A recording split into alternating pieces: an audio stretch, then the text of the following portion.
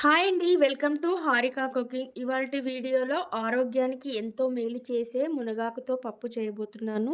చాలామంది ఈ మునగాకును ఎండబెట్టి పొడి చేసుకొని డైలీ మార్నింగ్ వాటర్లో కలుపుకొని తాగుతుంటారు.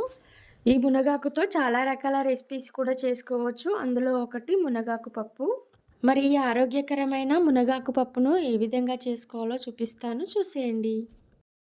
ముందుగా ఒక కుక్కర్లోకి 2 కప్పుల కందిపప్పును తీసుకుంటున్నాను. ఇప్పుడు దీంట్లోకి వాటర్ని పోసుకొని ఒక 2-3 సార్లు బాగా వాష్ చేసుకోవాలి. ఇలా చక్కగా వాష్ చేసుకున్న తర్వాత ఇప్పుడు దీంట్లోకి వాటర్ని పోసుకోవాలి. అలాగే 2 పచ్చిమిర్చిని సగానికి కట్ చేసి వేసుకోవాలి.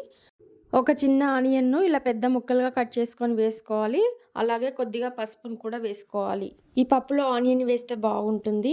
మరీ ఎక్కువగా వేయకూడదు. ఒక చిన్న ఆనియన్ని ఒక పెద్ద సైజు ముక్కల్లాగా కట్ చేసి వేసుకోవాలి. అలాగే ఒక చిన్న టమాటాను కూడా వేసుకోవచ్చు. అలాగే ఒక 4-5 వెల్లుల్లి రెబ్బలను ఇలా కచ్చా పచ్చగా దంచుకొని వేసుకోవాలి. ఇప్పుడు 2 స్పూన్ల కారాన్ని వేసుకోవాలి. తర్వాత టేస్ట్కి సరిపడా సాల్ట్ కూడా వేసుకోవాలి. ఇప్పుడు చివరగా మునగాకును కూడా వేసుకోవాలి. తర్వాత దీనిపై మూత పెట్టి ఒక 3 విజిల్స్ వచ్చేంత వరకు ఉడికించుకోవాలి. 3 విజిల్స్ వచ్చాక ఇప్పుడు కుక్కర్పై మూత తీయాలి. చూడండి, పప్పు మంచిగా ఉడికిపోయింది. వీటిని ఒకసారి కలుపుకొని నెక్స్ట్ వచ్చేసి ఒక నిమ్మకాయ సైజ్ అంత చింతపండును నానబెట్టి గుజ్జు తీసేసి దీంట్లోకి పోసుకోవాలి. పప్పు కొంచెం చిక్కగా ఉంది కాబట్టి దీంట్లోకి కొద్దిగా వాటర్ని కూడా యాడ్ చేస్తున్నాను. పప్పు చల్లారాక గట్టిగా అవుతుంది కాబట్టి కొద్దిగా వాటర్ని యాడ్ చేసుకోవాలి. చూడండి, ఈ విధంగా ఉండాలి పప్పు. ఇప్పుడు ఈ పప్పును పోపు పెట్టుకోవాలి. దానికోసం స్టవ్ పై ఒక గిన్నె పెట్టుకొని దాంట్లో తగినంత ఆయిల్ని వేసుకోవాలి. ఆయిల్ వేడయ్యాక దీంట్లోకి ఆవాలు, జీలకర్రను వేసుకోవాలి.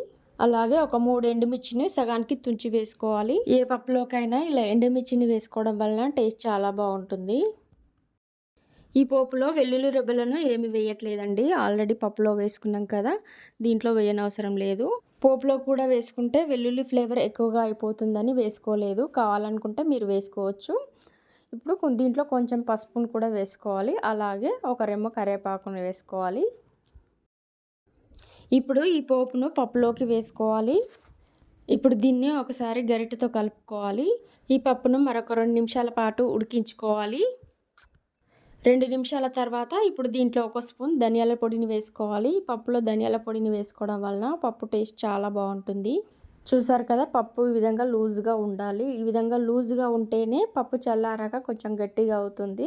కాబట్టి కొంచెం లూజ్గా ఉండేటట్టుగా ఉడికించుకోవాలి. చూసారు కదండి, ఈ ఆరోగ్యకరమైన మునగాకు పప్పును ఒకసారి మీరు కూడా ట్రై చేయండి. ఈ వీడియో కనుక మీకు నచ్చినట్లయితే తప్పకుండా లైక్ చేసి సబ్స్క్రైబ్ చేసుకోండి.